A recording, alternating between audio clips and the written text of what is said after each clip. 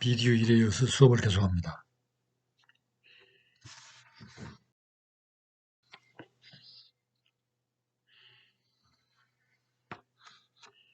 먼저 시간에 세 가지 주제를 학습했죠. 이번 시간에는 네 번째 주제로 디지털 시대에 걸맞는 리더십을 살펴보겠습니다. 이 주제는 고용노동부의 고용노동부 일생활균형 공식 블로그에서 참고하였습니다. 부제로 디지털 시대에 꼭 맞는 리더는 누구인가라는 제목이 달려 있습니다.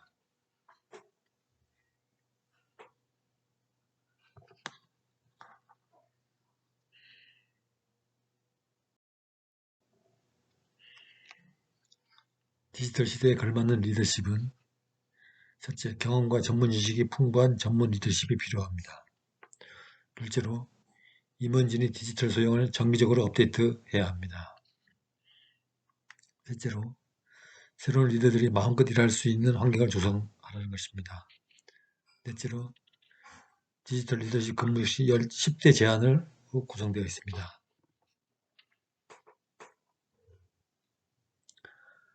4차 산업시대는 디지털 사회로 이행하는 사회라고 말합니다. 그러면 디지털 시대에 꼭 맞는 리더는 어떤 사람일까요? 메신저 사용법을 모르는 이사, 대면 보고만 고집하는 상무, 임원진이 IT 기술과 디지털 트렌드를 쫓아가지 못하면 부하들은 리더십에 대한 의구심과 불신을 느낍니다. 급변하는 디지털 시대, 쫓아가지 못하면 도태합니다. 디지털 시대에 걸맞는 리더십이 필수적으로 요구되는데요. 디지털에 강한 회사의 리더들은 어떻게 일을 하고 있을까요?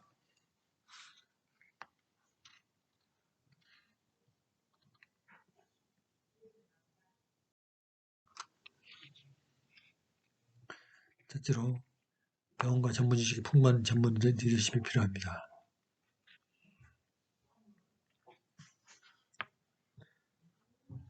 디지털 전문가를 뽑을 때는 측정 가능한 가치를 지닌 상품을 개발해낸 적은 있는지, 새로운 사고방식과 행동 양식을 조직에 도입하고 체계화하는 능력이 검증되는지를 검증해야 합니다.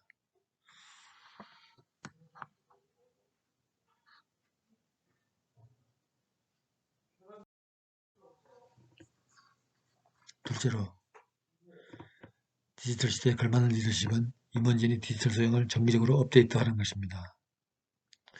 임원진은 디지털에 대한 전문지식을 쌓을 수 있는 전문 포럼과 세션에 주기적으로 참여하여 필요한 소양을 학습해야 합니다.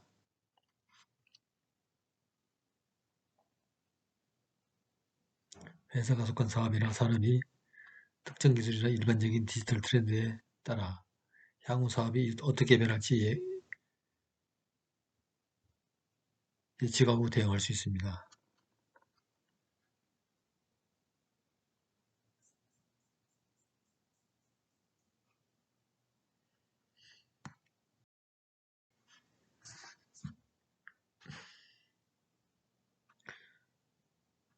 디지털 시대에 걸맞는 리더십은 셋째로 새로운 리더들이 마음껏 일할 수 있는 환경을 조성하는 것입니다.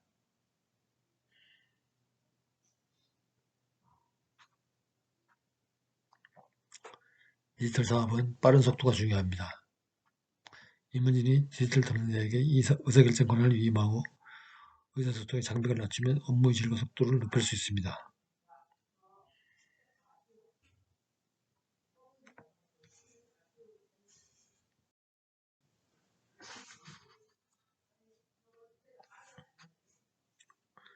다음은 디지털 리더십 근무 역시 10대 제한을 살펴보겠습니다. 똑똑한 회의, 똑똑한 보고, 명확한 업무 지시 등 근무 역시 10대 제한으로 디지털 리더십 근무 기틀을 마련해야 합니다. 첫째, 정시 퇴근하기. 불필요한 야근 줄이기, 가족 문화에 함께하는 저녁 식사 시간을 보장해 주어야 합니다. 그러기 위해서는 가급적 퇴근 시간이 임박해서는 새로운 일거리를 주지 말아야 합니다. 그리고 정시에 퇴근하는 직원에 대해서는 눈총을 주지 말아야 합니다. 두 번째, 퇴근 후 업무 연락 자제. 전화로 업무 지시나 연락을 할 때에는 근무 시간 내 전화를 하는 문화를 길러야 합니다. 또한 퇴근 직전 업무 지시를 자제해야겠지요. 세 번째, 업무 집중도 향상. 근무시간 중 업무 처리 집중 근무시간 활성화를 하도록 합니다. 예를 들어 오전 10시부터 12시까지는 집중적으로 업무에 몰두할 수 있도록 하는 업무 집중 근무시간을 설정해서 업무에 집중하도록 하는 것입니다.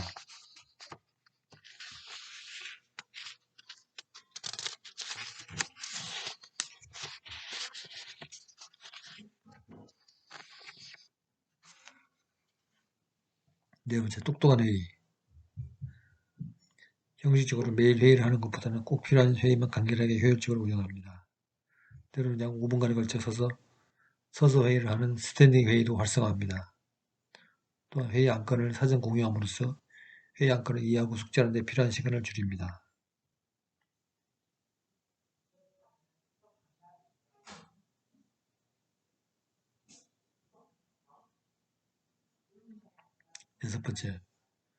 다섯 번째, 명확한 업무 지시. 무엇을, 왜, 언제까지 어떻게 검토해야 하는지 구체적으로 방향을 제시하고 보고서 작성 방향을 사전 협의로 명확화합니다.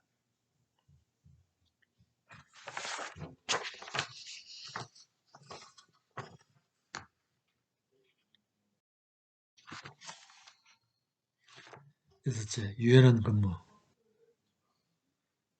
업무 질과 성과로 평가하는 문화를 확산하고 다양한 유연 근무 제도의 적극적인 도입과 이를 눈치 보지 않고 활용하는 방안을 검토합니다. 예를 들어 유치원을 보내는 아이가 있는 경우 출근 시간을 10시까지로 조정하고 그 대신 퇴근 시간을 1시간 늦추는 방식의 다양한 유연 근무 제도를 활성화합니다.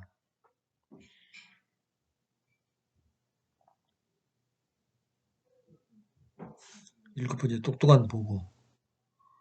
불필요한 대면 보고 안 하기, 메모, 구두, 영상 보고 활성화 등의 방법을 도입합니다. 그래서 대면 보고에만 의존하는 관리를 타파합니다.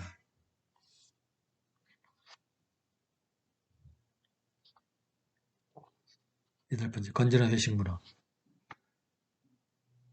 회식을 할 때는 꼭 필요한 회식만 하거나 회식 일정은 사전 공유하여 개인의 사생활에 지장받지 않도록 하고 회식은 폭탄주를 돌리는 음주 문화에서 연극이나 영화를 관람하는 문화회식 등을 활성화합니다.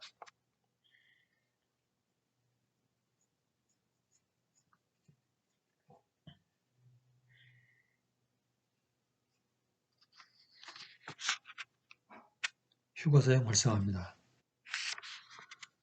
휴가나 연가 사용 문화를 확대합니다. 자유로운 휴가 사용 분위기를 조성합니다.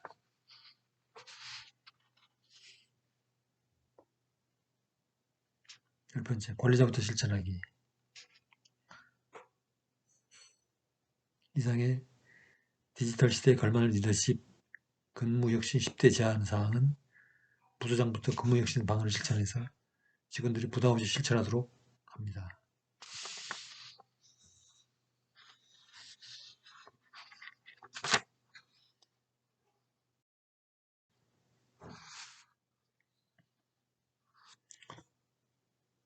다음은 휴머니즘과 리더십에 관한 주제를 살펴보도록 합니다. 이 자료는 최혜림 스피릿 4차 산업혁명 시대 리더십에서 발췌한 내용입니다. 물질적 부와 권력만이 최고의 성공으로 여겨지는 우리 사회에서 인간의 가치와 도덕성을 추구하는 정신과 더불어 시대에 맞는 제도적 혁신을 요구하는 시점입니다. 우리 사회는 근면성실한 엘리트 인재에서 창의적이며 융합적이고 새로운 아이디어를 이끌어내는 기존과 다른 유형의 인재를 요구하고 있습니다. 다가오는 4차 산업혁명의 시대에 창의적이고 융합적인 인간상을 만들기 위해 필요한 것은 협력과 소통입니다.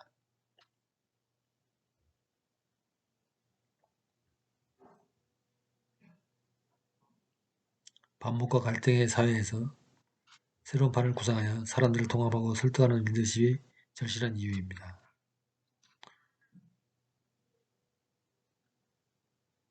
육체노동과 정신노동이 기계에 대치되는 4차 산업혁명 시대의 리더의 최고 덕목은 바로 휴머니즘입니다. 휴머니즘이 반영된 4차 산업혁명 시대의 리더십을 살펴봅니다. 그것은 바로 비전으로 새로운 시대를 이끌어가는 사람, 윤리성을 갖춘 사람, 진정성 및 관계성을 갖춘 사람입니다.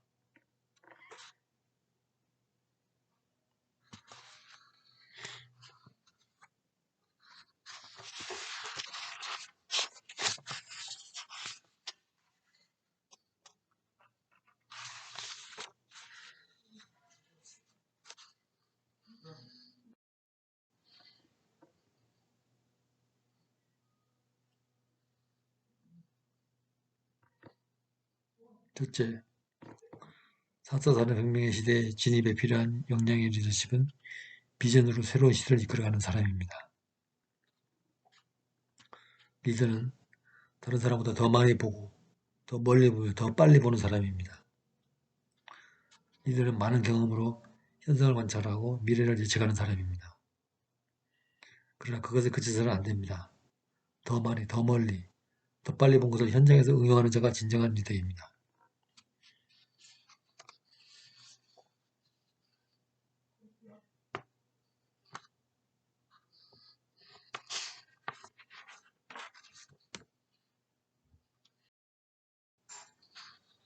둘째, 4차 산업혁명의 시대에 진입에 필요한 역량의 리더십은 윤리성입니다. 우리나라 고위급 인사들이 흔히 하는 말이 있습니다. 관례대로 한 일이다. 관례대로 한 것이다. 하지만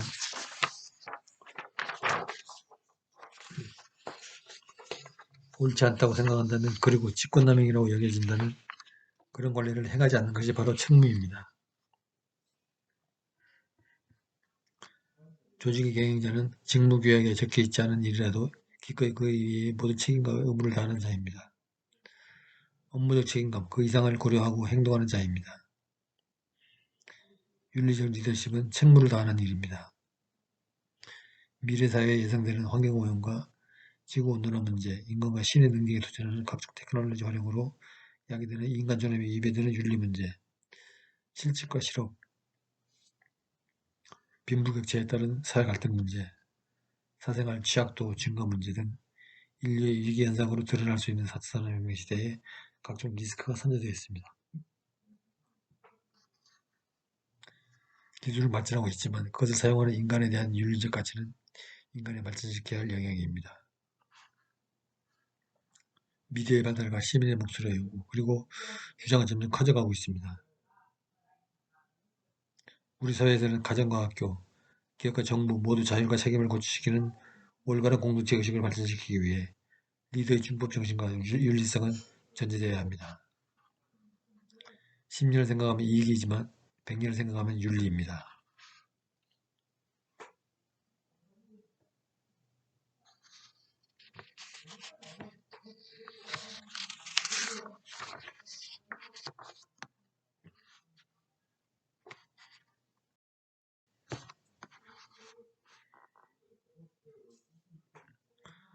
셋째, 제4차 산업혁명의 시대에 진입에 필요한 영역은 리더십, 진정성입니다. 기술의 발달로 대화 대신 문자가 범람하는 시대에 살면서 우리의 삶은 편리함보다 따뜻함을, 지식과 정보보다는 진심을 원하게 될 것입니다. 직업의 가치를 가지고 일하는 사람들, 고객에 대한 진정성을 가지고 제품과 서비스를 제공하는 사람, 자신과 정당의 이익보다는 국민과 국가의 이익을 먼저 생각하는 정치인을 환호할 것입니다.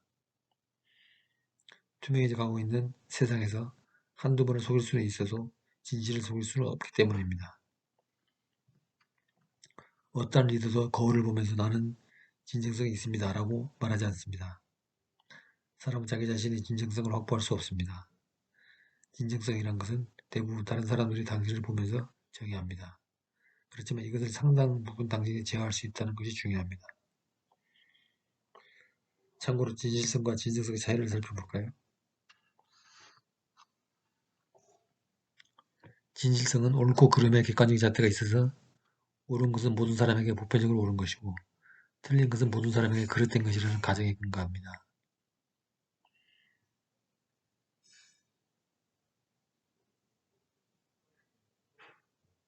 보편적 윤리, 양심, 자유와 평등, 평화 등의 가치나 보편적 과학적 진리에 의해서 판단되는 영역이 여기에 속합니다.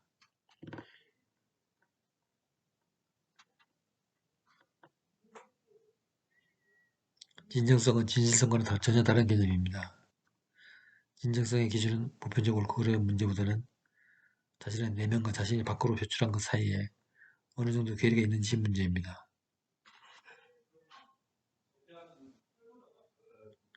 자신이 내면적으로 어떤 스토리를 가지고 있는데 자신이 밖으로 드러내 실천하고 있는 삶 자체도 이 스토리에 근거하고 있다면 이 사람은 진정성 있는 삶을 살고 있는 것이 됩니다. 기업도 마찬가지입니다. 기업은 비전, 미션, 가치를 기반으로 한 자신의 내면의 스토리를 가지고 있습니다.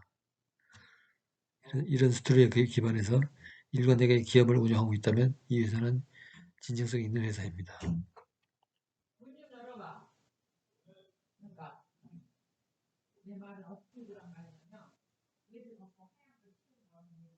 회사의 비전, 미션, 가치가 자신들의 사업을 하는 방식에 전혀 적용이 안 되고 고객에게 보여주기 위한 플라스틱 비전, 미션이라면 이런 회사는 진정성이 없는 회사입니다.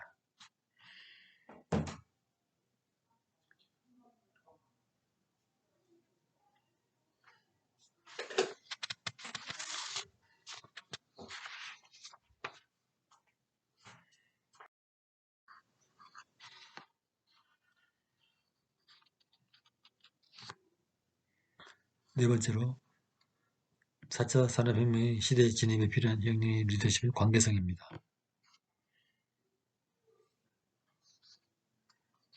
인공지능 로봇은 인간 뇌의 인지구조를 바탕으로 구성되어 인간의 언어와 표정까지 비슷해지고 있습니다.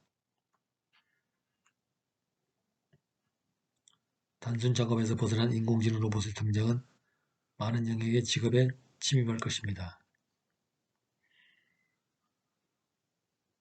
미국인 37%가 인간 상사보다 소프트웨어 로봇을 더 선호하고 인공지능 의사의 처방을 더 신뢰한다는 기사는 매우 충격적입니다.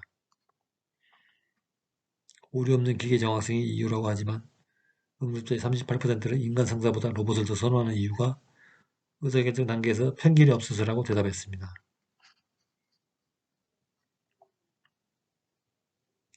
인간이 로봇과 다른 점은 바로 휴머니즘입니다.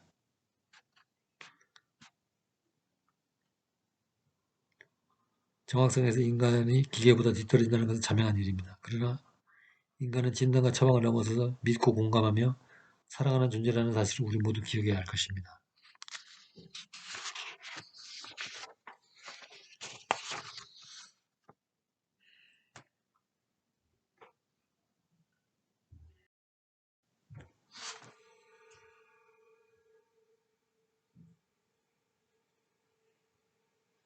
제4차 산업혁명 시대의 리더십과 관련한 명언을 몇 가지 살펴보겠습니다. 1. 나는 매일 한쪽 눈을 미래에 고정시켜두고 기업을 운영하고 있다. 이것이 내가 세상을 창의적으로 바라보는 형태이다. 더그 코난트.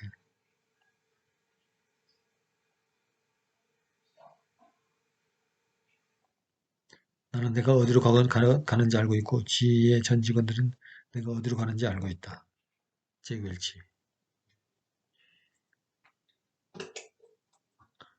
구성원들의 마음을 사로잡고 싶다면 그들의 성과를 더 높은 수준으로 향상시키고 싶다면 이 점을 명심해야 한다. 가장 중요한 것은 리더의 비전이 아니라 구성원들의 비전이다. 프랜시스 헤슬바이.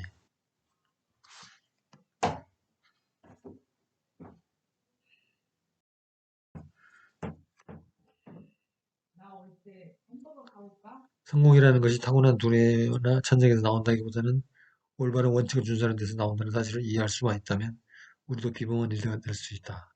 렌시. 리더십은 사람에 가는 것이지 조직에 가는 것도 계획에 가는 것도 아니다. 즉 사람들로 하여금 그 일을 하게 하는 그 동기부여이다. 사람 중심이 되어야 한다. 콜린 파워.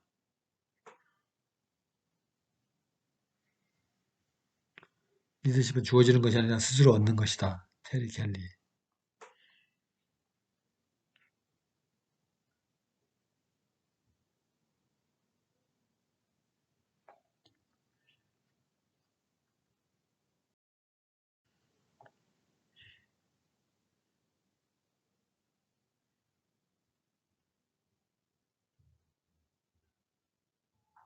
여러분 강의 듣느라 수고 많았습니다. 이상으로 오늘 강의를 마치겠습니다. 안녕히 계십시오.